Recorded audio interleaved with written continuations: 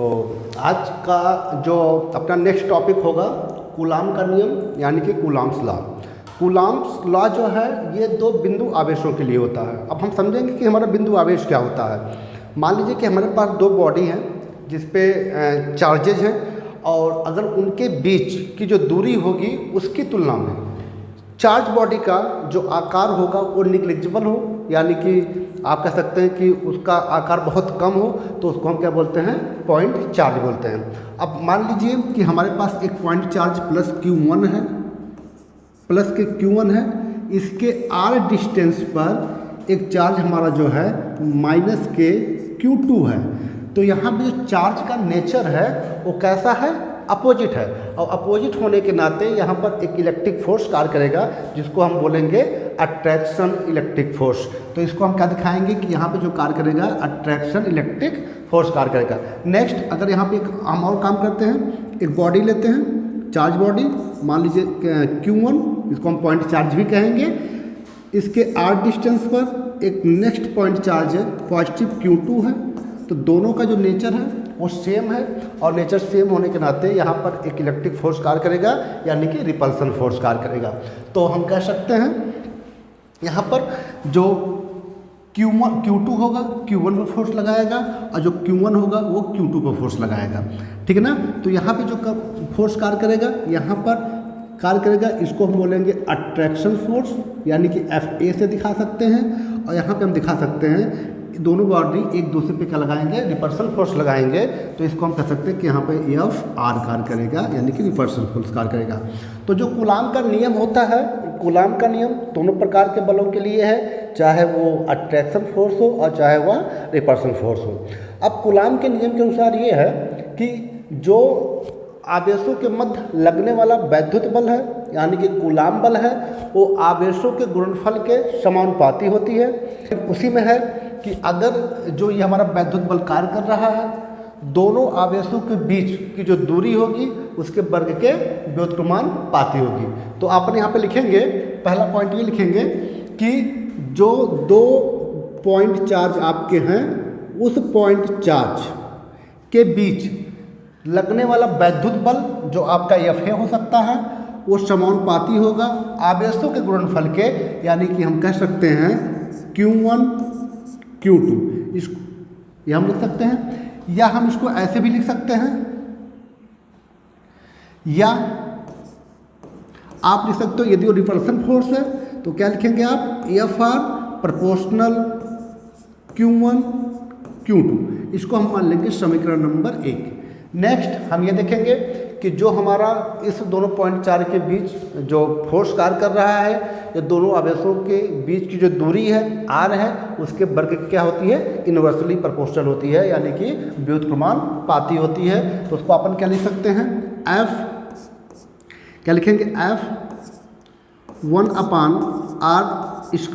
इसको हम क्या मान लेंगे, समीकरण 2, ठीक है। नेक्स्ट देखिए, ये आपका जो फोर्स है ये रिपल्सन भी हो सकता है, अट्रैक्शन भी हो सकता है, इसलिए यहाँ पर केवल हमने F लिया है। अगर इसको हम इक्वेशन 1 और इक्वेशन 2 से देखें तो यहाँ पे क्या लिखेंगे, समीकरण 1 व 2 से इसको अपन देखेंगे क्या लिख सकते हैं, F प्रोपोर्शनल अपन लिखेंगे Q1 Q2 बटे के R², ठीक है। नेक्स्ट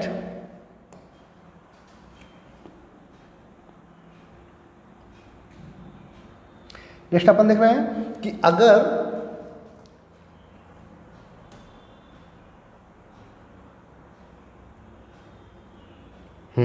ठीक है, यहां पर इस हम समानुपाती चिन्ह को हटाएं तो क्या लिख सकते हैं, यहां से लिखेंगे F = कैपिटल के Q1 Q2 बटे R², यहाँ पर लिखेंगे। अब आप यहाँ पे ये लिखेंगे कि जहां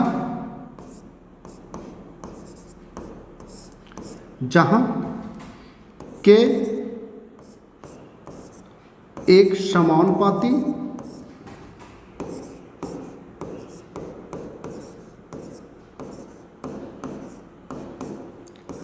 समानुपाती नियतांक है अपन ये लिखेंगे। ठीक, अगर हम के की वैल्यू की बात करें तो के की जो वैल्यू यहाँ से आती है वो आती है के equal to 1/4 pi epsilon naught, या इसी वैल्यू को हम लिख सकते हैं एक और वैल्यू 9 इंटू 10 के पावर 9। ठीक है, अब ये जो हमारा है एफ इक्वल टू के Q1 Q2 upon are square, इसको हम इक्वेशन मान लेते हैं, इक्वेशन नंबर 3। अब के का मान अगर हम इक्वेशन नंबर 3 में रखें तो क्या लिख सकते हैं अपने यहाँ से, एफ इक्वल टू के की जगह पे 1/4 पाई एप्सिलॉन नॉट, फिर अपन क्या लिखेंगे Q1 Q2 जो पहले से है अपान के आर स्क्वायर लिख लेंगे। इसको और क्या लिख सकते हैं हम लोग, इसको अपन क्या लिख सकते हैं और या करके लिख लीजिए, या क्या लिख सकते हैं F is equal to 9 into 10 के पावर 9 Q1 Q2 बटे के आर के स्क्वायर। ठीक भैया, अब यहाँ पे ये समझना है कि जो हमारा ये फोर्स कार्य कर रहा है, ये फोर्स जो हमारा कार्य कर रहा है,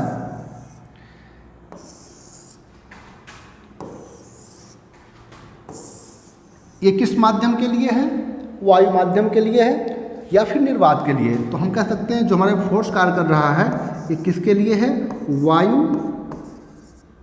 या निर्वात के लिए। इसका मतलब ये हुआ कि जो हमारे दोनों पॉइंट चार्ज हैं वो दोनों पॉइंट चार्ज किस मीडियम में रखे गए हैं, तो वो वायु में रखे गए हैं या फिर निर्वात में रखे गए हैं। ठीक है ना, नेक्स्ट हम लोग समझेंगे, इसको छोटा कर लेते थोड़ा सा। ठीक, अब हम लोग एक पेज ऐड करेंगे। यहाँ पे एक पॉइंट हमको समझना है कि जो इक्वेशन आया था F is equal to 1/4 pi epsilon naught, क्या आया था Q1 Q2 बटे के आर के स्क्वायर। ये किसके लिए था, या तो माध्यम वायु होगा या क्या हो सकता है, निर्वात हो सकता है।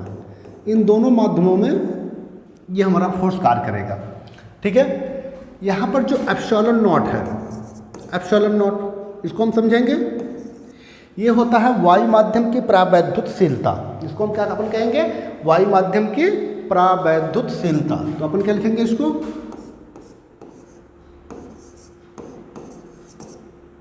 वायु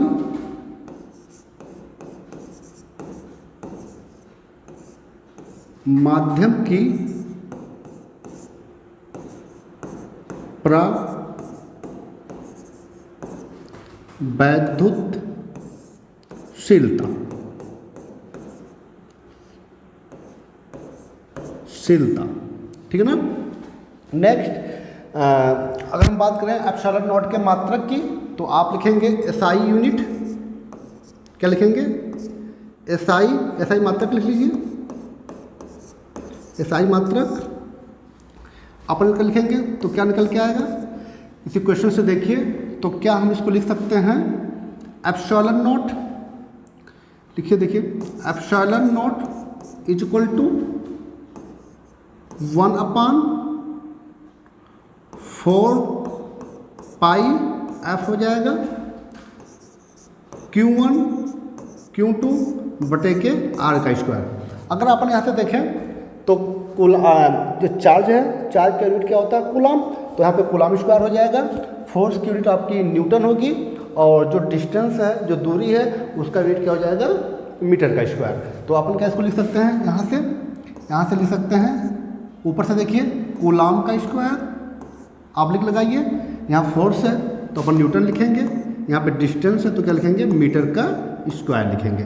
यानी कि आप कह सकते हैं कि जो एसआई यूनिट है एप्सिलॉन नॉट की, वो कूलाम स्क्वायर प्रति न्यूटन मीटर स्क्वायर होगा। तो इस बात को आप ध्यान से याद रखिएगा, इस पॉइंट को।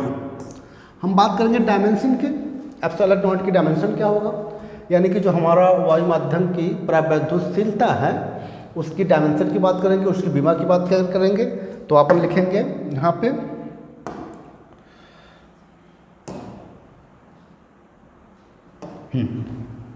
एक अपना जो है बड़ा कोष्टक लेंगे, उसके अंतर्गत क्या लिखेंगे, एप्सिलॉन नॉट। इसका मतलब हो गया कि हम डायमेंशन की जो बीमा है उस बीमा पे क्या कर रहे हैं, विचार कर रहे हैं, यानी कि उस बीमा के बारे में हम बात करेंगे। तो अपन क्या लिखेंगे यहाँ से, इज इक्वल टू, यहाँ पे कूलाम है तो कूलाम का जो डायमेंशन होता है वो 80 होता है, तो अपन क्या लिखेंगे यहाँ से 80 लिखेंगे। 80 का बड़े क्वेश्चन में रखेंगे, इसको करेंगे होल स्क्वायर अपान न्यूटन है, तो न्यूटन की जो यूनिट्स होगी किलोग्राम मीटर प्रति सेकंड स्क्वायर, और उसके डायमेंशन की बात करेंगे तो क्या होगा ml × 10⁻²। तो यहाँ से लिख लेंगे हम न्यूटन का डायमेंशन, क्या लिखेंगे ml × 10⁻² लिख लेंगे। आगे बढ़ाइए, यहाँ पे मीटर स्क्वायर है तो अपन यहाँ पे क्या लिख सकते हैं, l का स्क्वायर, ठीक है ना। तो इस प्रकार से अगर आप देखिए तो हम क्या करेंगे, m को ऊपर लेके जाएंगे तो अपन क्या हो जाएगा, m के पावर -1 हो जाएगा, यहाँ पे l का पावर 1 माना जाएगा, l का पावर 2 होगा, तो क्या हो जाएगा l के पावर 3, इसको ऊपर लेके जाएंगे तो क्या हो जाएगा l के पावर -3। नेक्स्ट इसमें क्या बचा, t के पावर -2 है और यहाँ पे t के पावर 2 है, तो हो जाएगा t के पावर +4, तो यहाँ पे हो जाएगा t के पावर 4 और a का स्क्वायर हो जाएगा, a का स्क्वायर हो जाएगा। तो ये हो गया हमारा वायु माध्यम के प्रवैद्युतशीलता का डायमेंशन, यानी कि बीमीय सूत्र जिसे आप कह सकते हैं, ठीक है। नेक्स्ट इसको ऊपर करते हैं, तो थोड़ा सा ऊपर करते हैं। अब बात करेंगे इसके वैल्यू की, तो जो हमारा एप्सिलॉन नॉट होता है, एप्सिलॉन नॉट इसका वैल्यू होता है 8.854 इंटू 10⁻⁻12। इसका मात्रक कहाँ से लगा लेंगे, यहाँ से लगा लेंगे। क्या मात्रक है, कूलाम का स्क्वायर अपान आप कह सकते हैं प्रति न्यूटन मीटर का स्क्वायर। तो अपन यहाँ पे क्या लिख लेंगे, फिर अपन लिख लेंगे कूलाम का स्क्वायर और क्या करेंगे न्यूटन मीटर का स्क्वायर, ठीक है। आगे देखते हैं हम लोग, ठीक है, इसको नीचे लाते हैं, ठीक है, थोड़ा ऊपर लेकर जाते हैं हम लोग, ठीक। नेक्स्ट समझेंगे, एक होगा आपका एप्सिलॉन, जैसे आपका ये एप्सिलॉन नॉट है, जिसे हम बोलेंगे एप्सिलॉन, और एप्सिलॉन को हम लिखते हैं पदार्थ की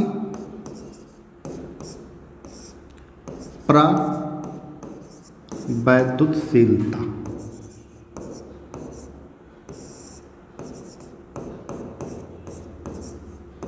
ये पदार्थ की प्रवैद्युतशीलता होगा, और जो पदार्थ की प्रवैद्युतशीलता होती है इसको हम लिख सकते हैं epsilon equal to epsilon naught और एप्सिलॉन आर। आप यहाँ पे लिखेंगे कि जहाँ एप्सिलॉन आर जो है इसको अपन लिखते हैं प्रवैद्युतांक। क्या लिखते हैं, प्रवैद्युतांक, यानी कि डाइलेक्ट्रिक कांस्टेंट भी इसको बोलते हैं, ठीक है ना। तो यहाँ से अपन क्या लिख सकते हैं, एप्सिलॉन आर इक्वल टू क्या लिखेंगे, एप्सिलॉन बटे एप्सिलॉन नॉट। तो इसका मतलब ये हुआ कि किसी भी पदार्थ की जो प्रवैद्युतशीलता होती है तथा वायु माध्यम की प्रवैद्युतशीलता का जो अनुपात होता है उसको हम क्या बोलते हैं, प्रवैद्युतांक करते हैं, जिसको हम एप्सिलॉन आर से क्या करते हैं, प्रदर्शित करते हैं। अब यहाँ पे ये देखना है जो हमारा एप्सिलॉन है इसका भी मात्रक क्या होगा, कूलाम स्क्वायर प्रति न्यूटन मीटर स्क्वायर, और एप्सिलॉन नॉट का भी मात्रक क्या होता है, यही होगा कूलाम स्क्वायर प्रति न्यूटन मीटर स्क्वायर। तो दोनों का मात्रक क्या होता है, सेम होता है। और मात्रक सेम होने के नाते क्या होता है कि इसकी भी जो अपना प्रवैद्युतांक है, यानी कि जो डाइलेक्ट्रिक कांस्टेंट है, ये क्या होगा, इसका कोई मात्रक नहीं होगा और कोई बीमा नहीं होगा। तो अपन यहाँ पे क्या लिख सकते हैं कि ये जो राशि है, ये जो राशि है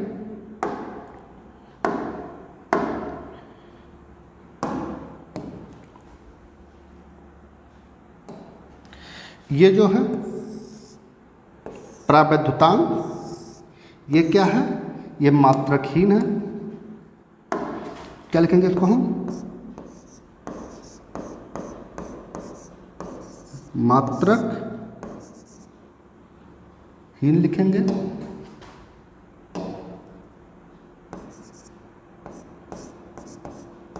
अगर मात्रकहीन होगा तो बीमाहीन भी होगा। ठीक भैया, आगे देखते हैं हम लोग इसको। ठीक है, नेक्स्ट पेज ऐड करते हैं हम लोग। देखिए अब यहाँ पर जो हमारा वायु माध्यम में फोर्स कार्य कर रहा था, इलेक्ट्रिक फोर्स कार्य कर रहा था, उसका सूत्र क्या होगा, F = 1/4π∗0 Q1 Q2 बटे के R का स्क्वायर। ये किसके लिए है, वायु या निर्वात के लिए है। ठीक, नेक्स्ट अगर जहाँ ε0 है यहीं पर हम क्या लगा दें, ε लगा दें, जिसको आप डायरेक्ट्रिक कांस्टेंट कहते हैं, प्रवैद्युतांक कहते हैं। तो फिर क्या हो सकता है, इसको हम लिखेंगे F = 1/4π∗0 और और कर लेंगे। फिर अपन क्या लिखेंगे, Q1 Q2 बटे के R का स्क्वायर। अगर इसको हम यहाँ से देखें तो ये वैल्यू जो है एयर मीडियम का है, ठीक है ना। तो अगर यहाँ पे हम लिख दें एयर मीडियम होने के नाते यहाँ पे क्या अपन कर लेते हैं, FA कर लेते हैं। यहाँ से अपन FA कर लेंगे, इसका मतलब एयर मीडियम का होगा। और अगर फिर इसको हम क्या करेंगे, जो 1/4π∗0 है, Q1 Q2 बटे R स्क्वायर है, ये आपका FA के बराबर होगा। तो हम क्या लिख सकते हैं इसको, यहाँ से क्या लिख सकते हैं, यहाँ से लिख सकते हैं FA बटे ε0, ये हो जाएगा।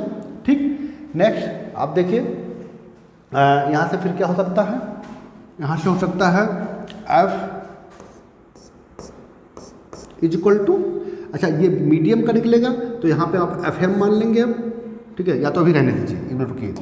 यहाँ पे करें F बराबर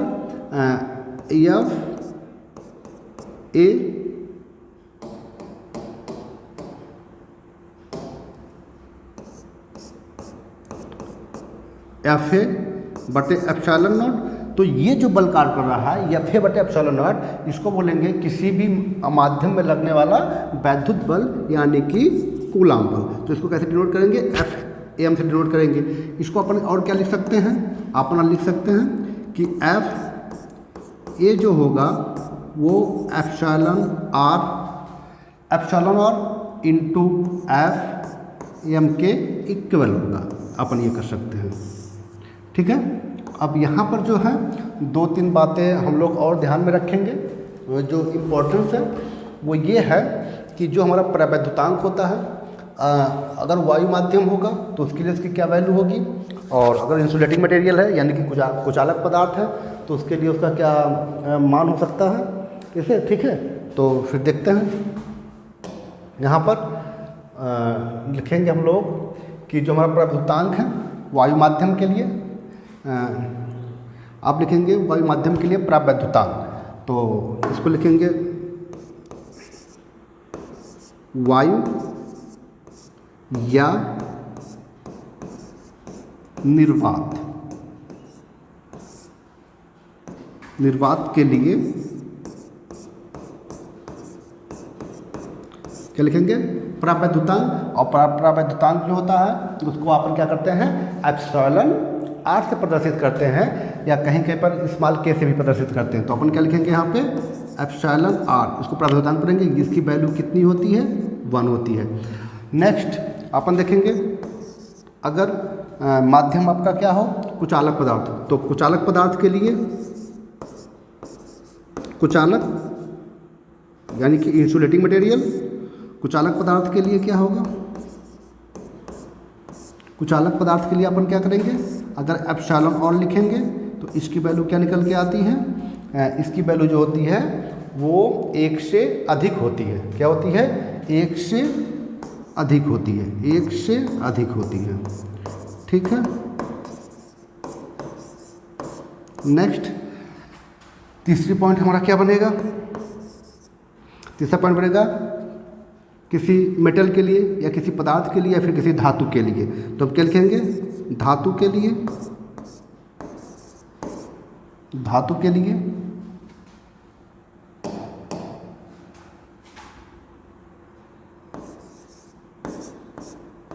धातु के लिए प्रावैद्युतांक,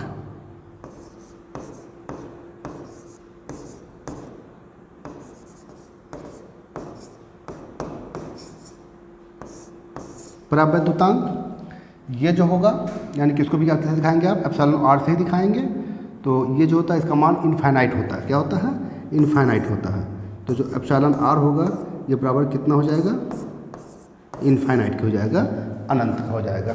ठीक भैया, तो इस प्रकार से जो है ये हमारा जो है